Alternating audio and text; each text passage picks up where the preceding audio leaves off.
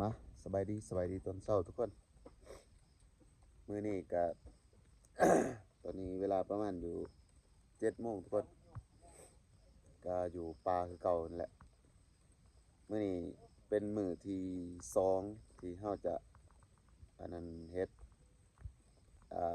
แกะเปลือกจันหอมทุกคน เดี๋ยวมาลุ้นนำกันมื้อนี้เนาะทุกคนมื้อนั้นที่ว่าเฮา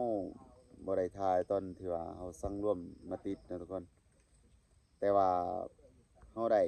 ทั้งหมดมันต้นประมาณต้น100ปลายนี่แหละ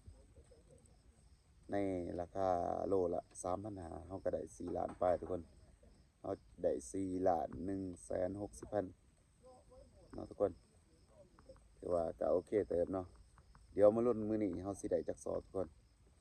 เพราะว่า13ชีวิตจะใส่อันนั้นแรงงานคุ้มค่าบ่หรือว่าถ้าเฮาแกะเปลือกจันหอมกับเฮาไปหารับจ้างทุกคนเฮาสิได้อันใดหลายกว่ากันทุกคนแต่ว่าตัวนี้หันเฮาเฮ็ดแบบตามใจแต่อีกอย่างถ้าเฮาเมื่อยเฮาก็พักทุกคนเดี๋ยวมาเบิ่งบรรยากาศตอนเช้านี่อยู่ในแคมป์นี่แต่ละคนได้พากันเฮ็ดอิหยังทุกคนแล้วก็สิได้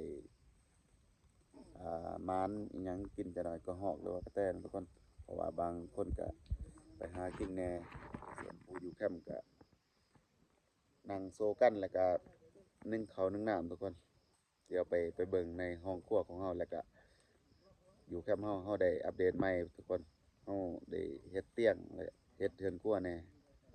ไปเบิ่งนำกันทุกคน